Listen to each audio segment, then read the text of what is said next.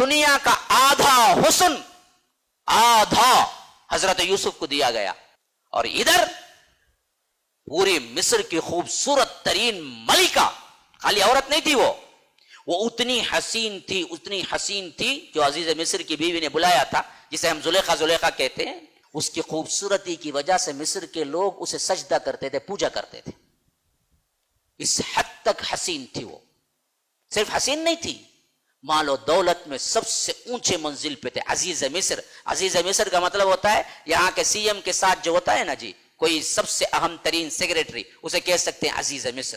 اس کی بیوی تھی وہ، اور ساتھ ساتھ مال و دولت کے ساتھ عہدہ بھی تھا. عہدہ بادشاہ کے بعد کا عہدہ عزیز مصر کا تھا جو اس کی بیوی تھی. تو عہدہ بھی تھا، حسب بھی تھا، نسب بھی تھا، دولت بھی تھی، خوبصورتی بھی تھی، سب تھا. اور ادھر حضرت یوسف حسین بھی تھے، جوان بھی تھے، اجنبی بھی تھے، مسافر بھی تھے، اکیلے بھی تھے، اور اس مالک کے ماتحت بھی تھے. تو گناہ کرنے کے تمام لوازمات مل کے سامنے آ کے کھڑے ہوئے. دیکھو اپنی بستی میں کوئی بھی کیا نہیں کرتا، جرم نہیں کرتا. کہاں کرتا معلوم؟ باہر جاؤ کرتا. یہ جب ابو دھابی، قطر، یورپین کنٹریز کے جو بڑے لوگوں کے دورے لگتے، کئی کو لگتے معلوم؟ ان کے پیچھے ان کی فحاشی ہوتی. تو حضرت یوسف بھی اپنے گاؤں میں نہیں تھے کنعان میں، بلکہ مسافر بن کے آئے ہوئے تھے مصر میں. تو ان کو کوئی نہیں تھا جو ان کا رشتہ دار تھا.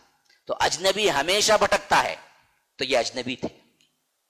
جوانی ہمیشہ بھٹکتی ہے، یہ جوان تھے. اس کے علاوہ بہانہ، بہترین بہانہ تھا. میں کیا کروں بھائی، انہیں بلائی سو، بولتے نا ہمیں میں کیا کروں بھائی، میں اچھا جالے گا تھا، انہیں بلائی سو بھائی، بولتے نا. تو یہ بہانہ بھی تھا، بلانے والی انہیں تھی. تیسرا بڑا بہانہ تھا، وہ کیا تھا؟ وہ غلام تھے، یہ مالکہ تھی. مالک جو بولتا وہ سننا تھا. ان سب کے ہوتے ہوئے حضرت یوسف نے جس طرح صبر کر کے اپنے نفس کو کچلا اور نکل کے آئے نا، اسی لیے اللہ نے فرمایا کہ احسن القصص. جب اس نے تمام زاویوں سے انہیں گھیرا،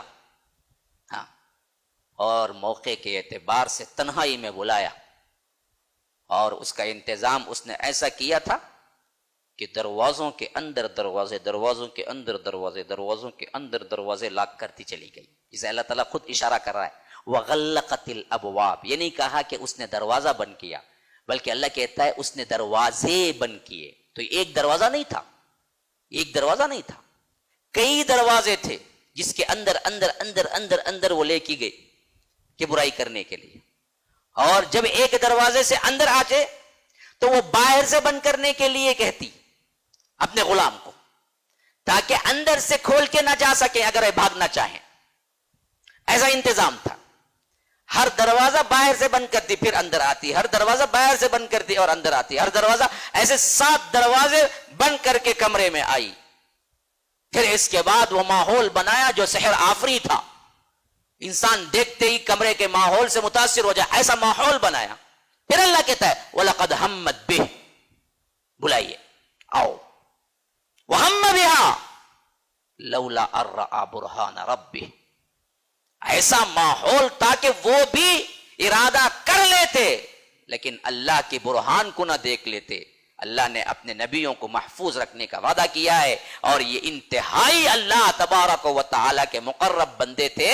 تو اللہ کہتا ہے کہ لولا ان رأى برہان ربی، کہ نہیں کہ وہ پلٹ کے آئے اور صاف کہا کہ نہیں میں نہیں کر سکتا یہ کام. انہ ربی احسن مثوائی انہ لا یفلح الظالمون. کہ یہ کیسا ہوگا کہ میں اپنے مالک کے ساتھ غداری کروں، ہرگز بھی نہیں. اللہ تعالی ظالموں کو کامیابی نہیں دیا کرتا. پھر اس کے بعد پلٹ کے بھاگے. تو اپنے آپ کو صبر کب؟ برائیوں کے اوپر. جب آپ کو کھلا میدان ملے برائی کرنے کا، پھر بھی آپ کہیں کہ نہ میں اللہ سے ڈرتا ہوں.